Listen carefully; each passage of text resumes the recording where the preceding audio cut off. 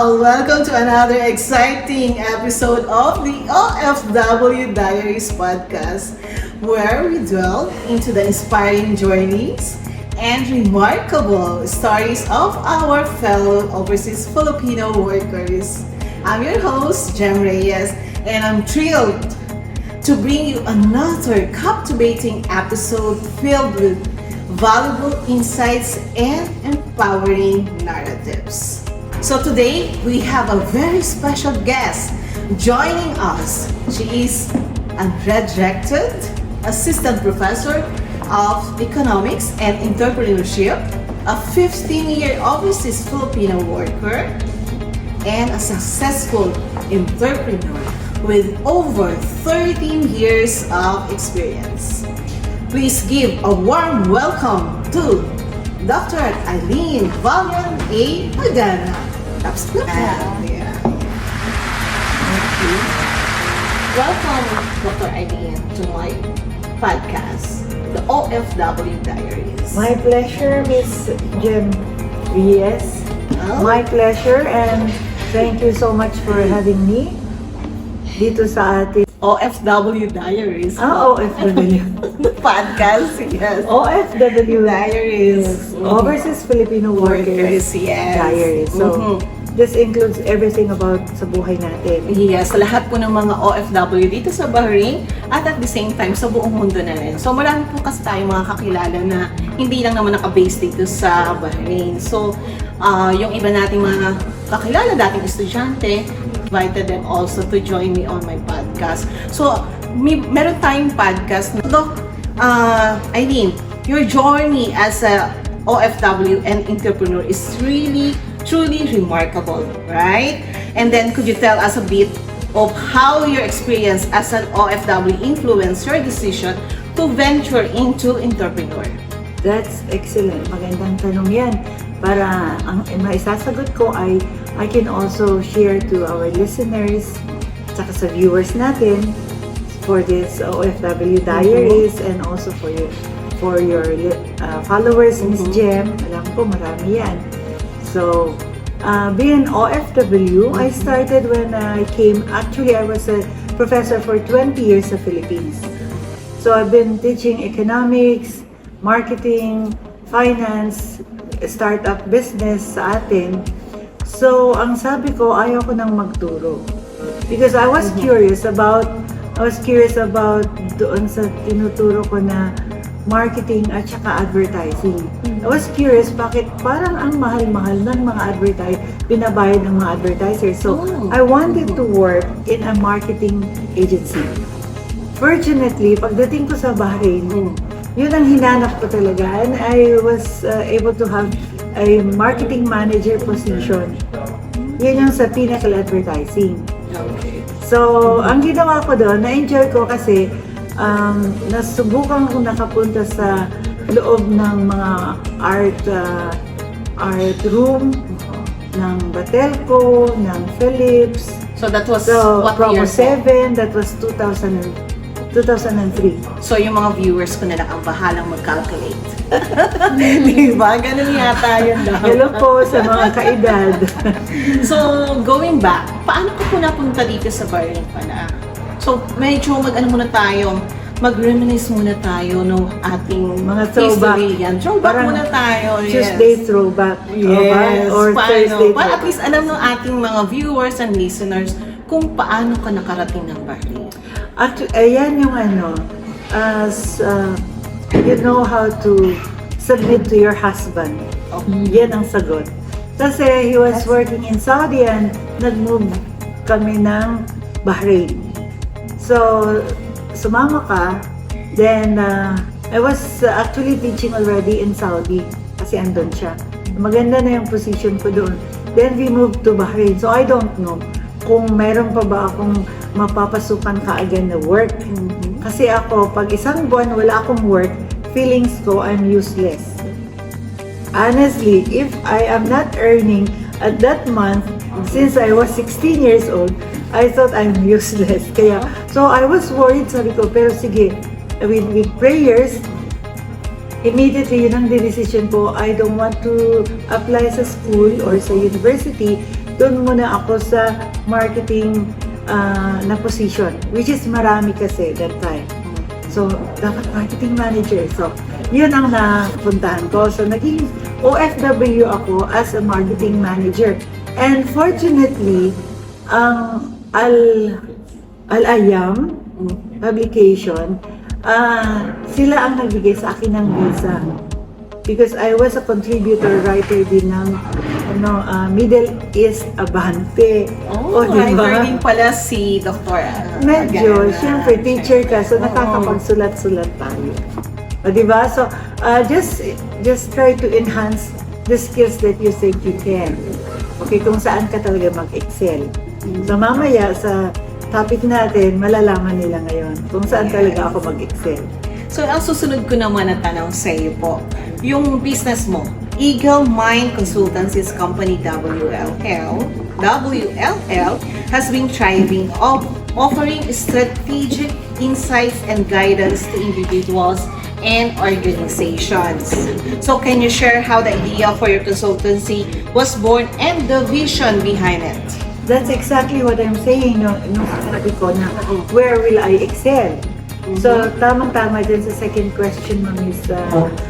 Jem, kasi now I have my own business and as what you mentioned, ang pangalan niya ay Eagle Mind.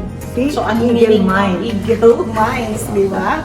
Eagle Mind Consultancies, WLL, which before I gave you the meaning is that what exactly we are delivering, the services that we have is, first I have business consultancy.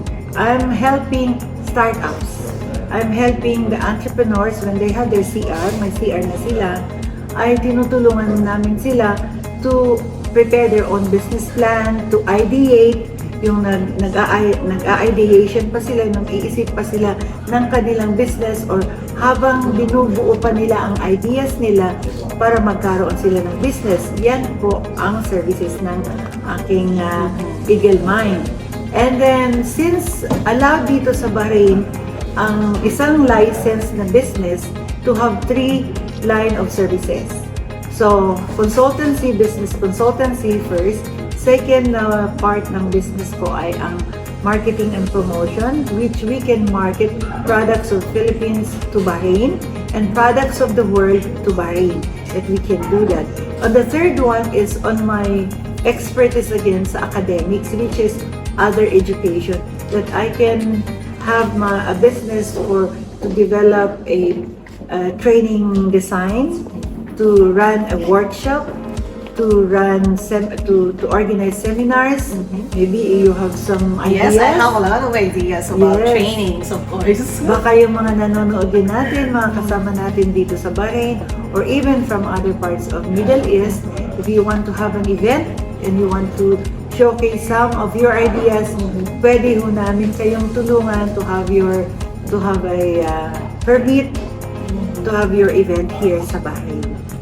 That's the business. We have more. Yes. And I have more. Yes. Maraming salamat po sa napakaganda mong sagot.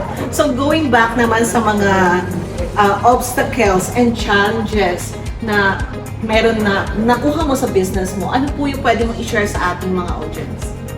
Hindi talaga nawawala yung obstacles at challenges sa pag-start ng business.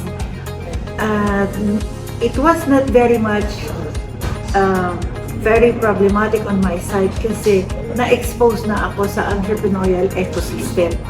So, nang nagsimula ako ng business ko dito, actually, sa karamihan during the pandemic, they closed their business. But for me, I opened the business. Okay. So, I was teaching and after my OFW journey dito as marketing manager, I became a professor sa AMA University. And then I moved to Royal University for Women, teaching entrepreneurship, economics, and other business courses. And then doon sa aking entrepreneurship na course, doon ang ginawa ko talaga is a very practical activity ng mga estudyante to do entrepreneurship. So doon na-expose ako sa mga ecosystem, kagaya ng, when we say ecosystem of entrepreneurship, yan yung mga government, non-government, mga private entities, at saka mga ibang agencies that can support the entrepreneurs. So, ibig sabihin, dahil exposed na ako doon, when I open my business, it becomes very easy. Oo.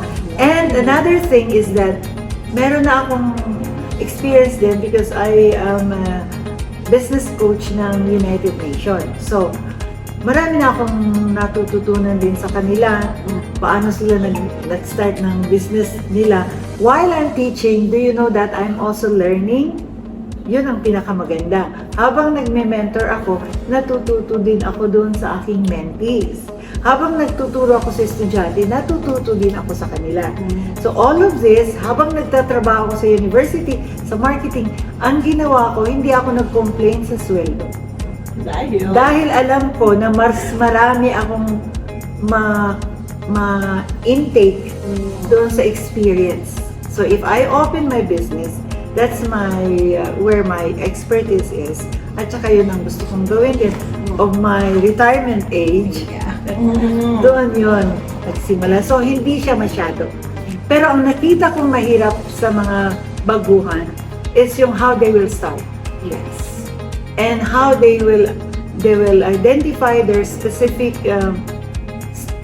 passion, tsaka skills, at tsaka yung interest na anong klaseng business ang kanilang sisimulan.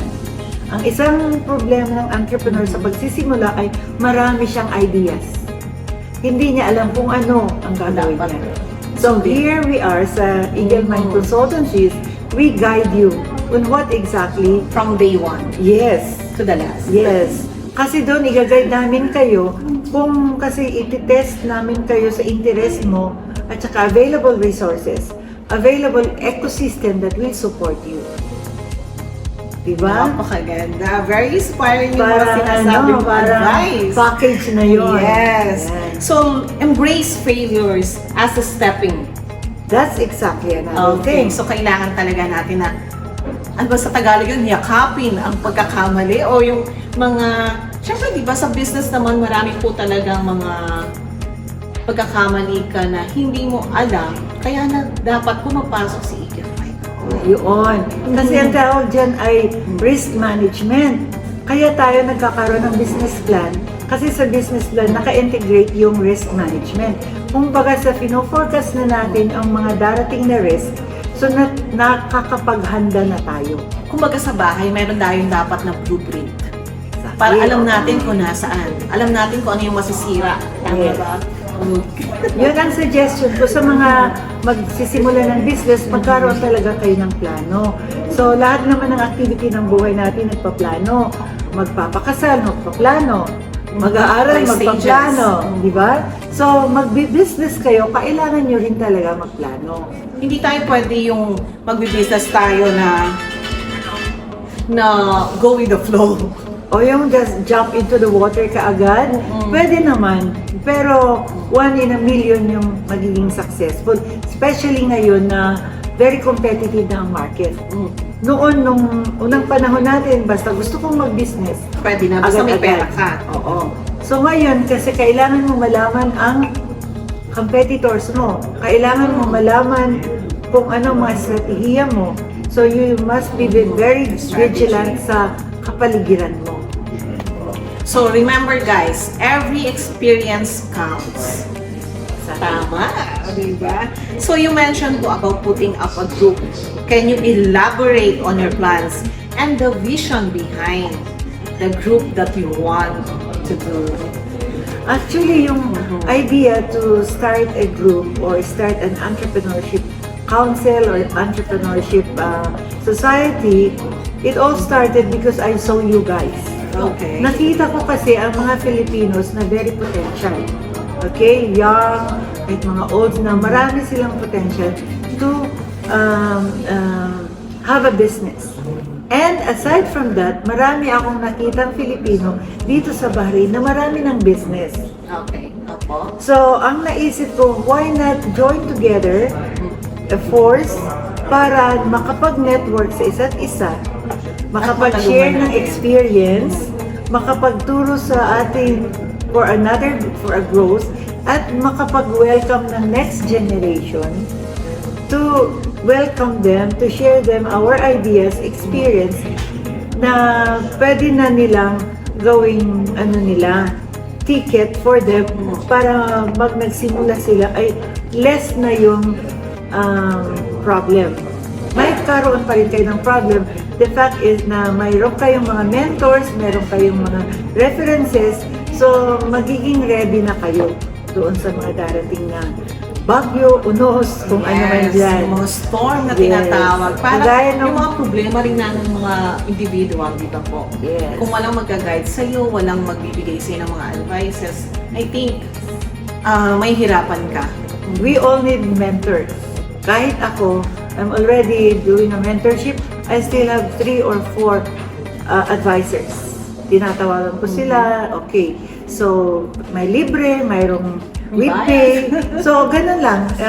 Let us just be, yung parang in a harmony of our skills, we share each other. So, maswerte naman ako, may mga hindi nagpapabayad, pero talagang yung magbabayad na, yun na talaga din na may technical, mayroon talagang pagpupuyatan din nila para ituro sa akin at ibigay sa akin yung dokumento. So, kailangan din naman na meron din silang remuneration. Tama po yan. So, ito po yung aking yung belief mo na sinabi, gain experience provides meaningful existence. Has been driving force for you, di ba po? Yes. And then, how has this belief shaped your entrepreneurial journey and decision? Like I have mentioned, I really like the way you make your questions. Na naka-thread talaga siya, no? So, believe talaga ako kay Miss Jem. So, we just, mo rin, sa guest mo, maganda rin.